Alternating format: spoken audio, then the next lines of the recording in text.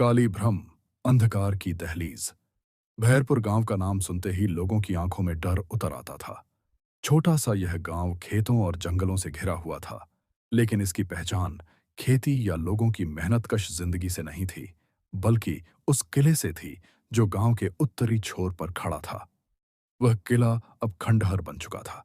उसकी ऊंची दीवारें जगह जगह से टूटी हुई, गुंबद झुके हुए और दरवाजे जंग से खाए हुए थे। पीढ़ियों से गांव के लोग उस किले का नाम तक लेने से कतराते थे। वे कहते थे कि वहां काली भ्रम का वास है, एक ऐसी छाया जो इंसानों को अपने भीतर निगल लेती है और उन्हें फिर कभी वापस नहीं लौटने देती। गांव के बच्चे जब जिद करते तो बूढ़े बुजुर्ग डराने के लिए कहते, शाम ढलते ही अगर तुमने शरारत की तो काली भ्रम तुम्हें उठा ले जाएगी। बच्चों को यह सिर्फ कहानी लगती, लेकिन बड़े लोग भी उस जगह से दूर रहते। कई बार ऐसा हुआ था कि कोई व्यक्ति रात में उस ओर गया और फिर कभी दिखाई नहीं दिया। धीरे धीरे यह जगह गांव के लिए डर और रहस्य का प्रतीक बन गई थी। इसी गांव में एक लड़का था, अभय। नाम के अनुसार उसमें एक अलग ही निडरता थी। बचपन से ही वह कहानियों और अंधविश्वासों को चुनौती देता रहा था। अगर कोई कहता कि वहां भूत है तो वह पूछता, अगर सचमुच भूत है तो सामने क्यों नहीं आता। उसके सवालों से लोग झुंझला जाते, लेकिन वह अपनी जिज्ञासा और हठ में कभी पीछे नहीं हटता। उसकी दादी गायत्री देवी अक्सर उसे समझाती, बेटा, हर बात को चुनौती देना सही नहीं होता। कुछ रहस्य ऐसे होते हैं जिनसे दूरी ही भली। लेकिन अभय दादी की बातों को बूढ़ों की अंधविश्वासी सोच मानकर हंस देता। अभय का सबसे करीबी दोस्त था शिवा। दोनों हर जगह साथ जाते, पर स्वभाव में बहुत फर्क था। अभय जहां निडर था, वहीं शिवा जरा डरपोक। जब भी अंधेरे में अजीब आवाज सुनाई देती, शिवा कांप उठता और अभय मजाक उड़ाता। एक दिन दोनों तालाब के किनारे बैठे थे। अभय ने अचानक कहा, शिवा, मुझे लगता है कि लोग बेवजह डरते हैं। अगर हम किले के अंदर जाकर देख लें तो पता चल जाएगा कि सच्चाई क्या है। शिवा ने डरते डरते जवाब दिया, लेकिन अगर वहां सचमुच कुछ हुआ तो? मैंने सुना है लोग लौटकर नहीं आते। अभय हंसते हुए बोला, डरना बंद कर। डर से भागकर जीना कोई जिंदगी नहीं है। सच का सामना करना चाहिए। काफी मनाने के बाद शिवा ने हां कर दी, हालांकि उसके चेहरे पर भय साफ झलक रहा था। तय हुआ कि उसी रात दोनों किले की ओर जाएंगे। आधी रात का समय था। पूरा गांव गहरी नींद में था। आसमान में बादल थे और कभी कभी चांद झलक कर फिर छिप जाता। अभय और शिवा चुपके से घर से निकले। उनके हाथ में लालटेन थी और दिलों में अलग अलग भाव। अभय के मन में जिज्ञासा और साहस था, जबकि शिवा का मन डर से कांप रहा था। जैसे जैसे वे किले के पास पहुंचे, वातावरण बदलता गया। हवा अचानक ठंडी हो गई, पेड़ों की डालियां सरसराने लगीं और दूर कहीं उल्लू की आवाज गूंज उठी। शिवा ने कई बार कहा, अभय, मुझे अच्छा नहीं लग रहा, चल वापस चलते हैं। लेकिन अभय दृढ़ था। उसने कहा, अगर अभी लौटे तो जिंदगी भर डरते रहेंगे। किले का विशाल दरवाजा सामने था। लोहे की चादरें जंग से भरी और टूटी फूटी थीं। अजीब बात यह थी कि हवा बिल्कुल नहीं चल रही थी, फिर भी दरवाजा धीरे धीरे चरमराकर हिल रहा था। शिवा के हाथ कांप उठे।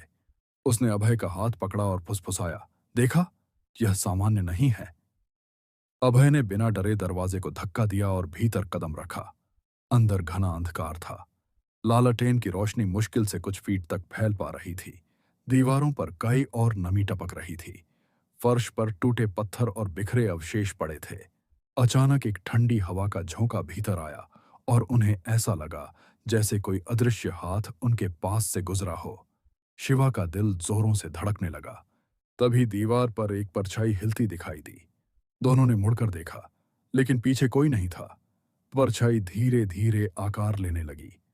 वह इंसान जैसी दिख रही थी, लेकिन चेहरा धुएं से ढका हुआ और आंखें लाल अंगारों की तरह चमक रही थीं। शिवा की चीख निकल गई, लेकिन अभय ने उसका हाथ कसकर पकड़ लिया। शांत रहो, उसने फुसफुसाया, हमें समझना है कि यह क्या है। परछाई की आवाज गहरी और भारी थी, क्यों आए हो मेरे घर में? दोनों दोस्त स्तब्ध रह गए। उनकी सांसें थम गईं। अभय ने कांपते हुए कहा, हम हम जानना चाहते हैं कि तुम कौन हो। परछाई अचानक हंसने लगी। वह हंसी गुफा में गूंजती आवाज जैसी थी, जैसे कई लोग एक साथ हंस रहे हों। तुम सच जानना चाहते हो तो सुनो, यह स्थान काली भ्रम का द्वार है। यहाँ हर आत्मा, हर छाया, हर डर मिलकर एक हो जाता है। जो यहाँ आता है वह लौटकर वहीं नहीं रहता। इतना कहते ही लालटेन की लौ तेजी से कांपी और बुझ गई। चारों ओर घना अंधकार छा गया। उनके कानों में कराहने और फुसफुसाने जैसी आवाजें भर गईं। पैरों के नीचे किसी के चलने की आहट सुनाई देने लगी, जबकि वहां और कोई नहीं था। शिवा ने कांपते हुए कहा, अभय, चलो यहां से, प्लीज। इस बार अभय भी डर चुका था। उसने शिवा का हाथ पकड़ा और दरवाजे की ओर भागा, लेकिन दरवाजा दूर होता जा रहा था, जैसे किला फैल रहा हो। हर मोड़ पर वही टूटी मूर्ति, वही दीवार सामने आती। दोनों को लगा वे गोल गोल घूम रहे हैं।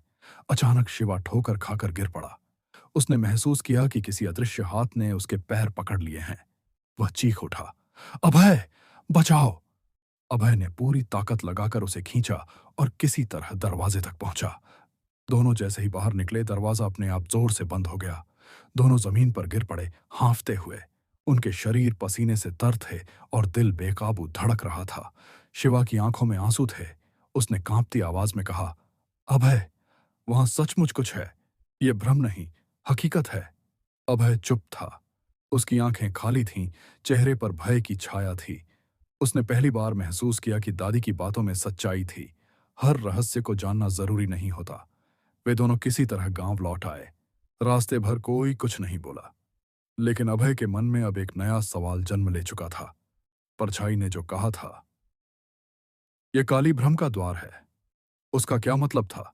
अगर यह सिर्फ आत्मा थी, तो उसने दहलीज को द्वार क्यों कहा? कहीं यह किसी और दुनिया का प्रवेश तो नहीं?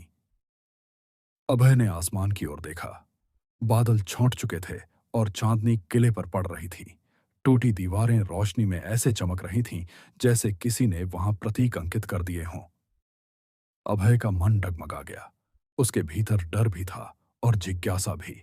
वह जानता था कि यह कहानी